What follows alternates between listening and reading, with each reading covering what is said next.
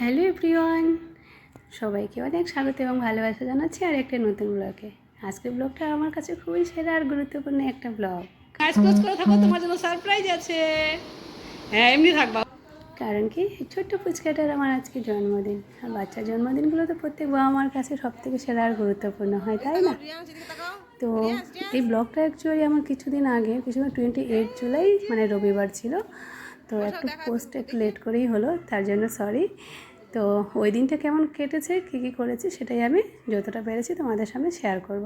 তো সকালে উঠে ওকে আমরা সারপ্রাইজ কিছু গিফট দিয়ে দিলাম, কিছু খেলনা, বই আর চকলেট। ও তো ভীষণ খুশি, পেন্সিল বক্সও দিয়ে দিয়েছি আর ও ড্রেসও দেওয়া হয়েছে।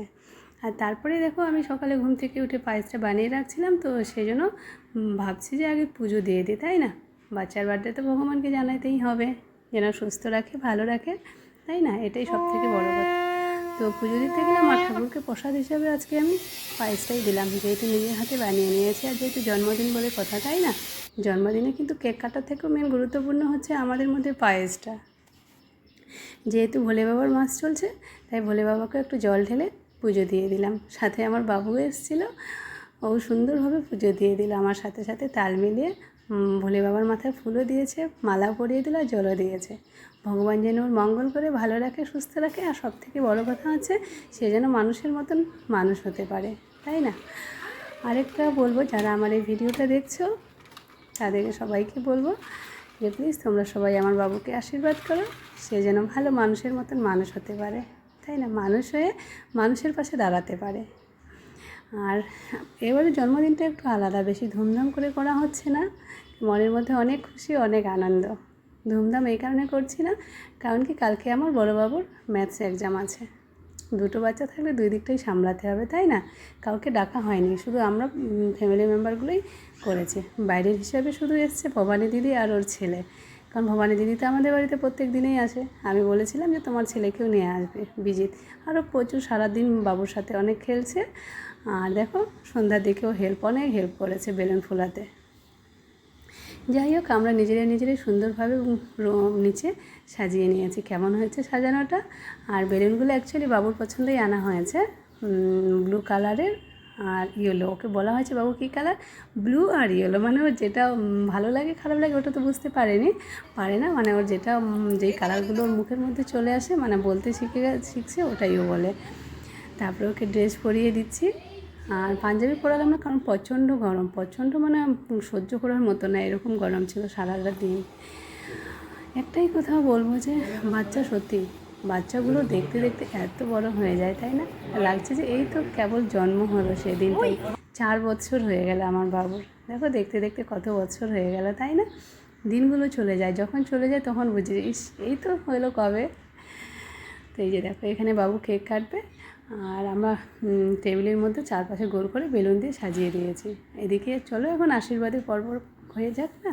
তো আশীর্বাদের জন্য আমি সব কিছু জিনিসপত্র সাজিয়ে নিচ্ছি। এখানে ধান, দুব্বা, আর হচ্ছে চন্দনের টিকা, পায়েস। আর বাবু দেখো কেকটা রাখছি, বাবু কখন এসে ফুল দিয়ে গেছে।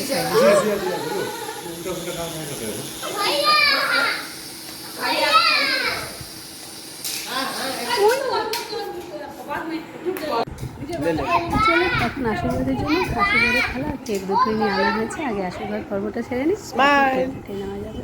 প্লিজ তোমরা সঙ্গে থাকো, নিশ্চয়ই ব্লগটা ভীষণ ভালো লাগবে।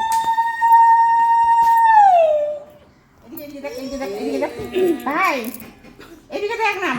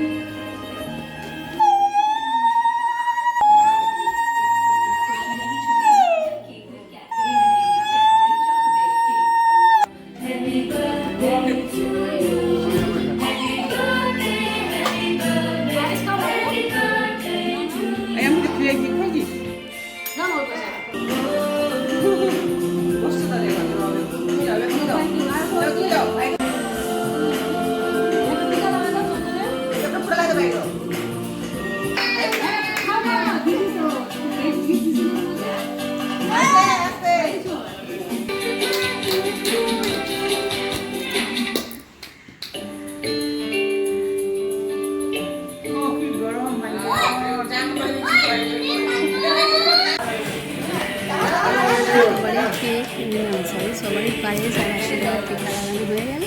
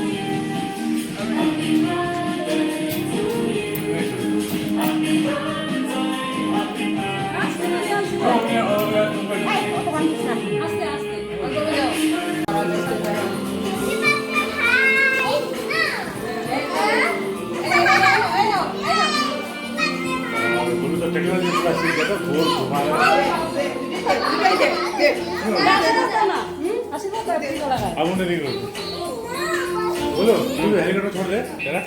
ও তো গিফট পেয়ে ভীষণ খুশি। আর খাওয়া দাওয়া হিসেবে আজকে আমরা বিরিয়ানি, বাইরে থেকে আমার পর বিরিয়ানি নিয়ে এসেছে, সেটাই খাবো। আর কিছু মিষ্টি ফটো তোমাদের সামনে আমি শেয়ার করলাম। তো কেমন লাগলো বার্থডে ব্লগটা অবশ্যই কমেন্টে জানো। আর প্লিজ সবাই আশীর্বাদ করো, সে যেন ভালো মানুষের মতো মানুষ হতে পারে, তাই না? তো চলো আজকে এটুকুই। Okay bye, tata. সবাই ভালো থাকবেন, সুস্থ থাকবেন।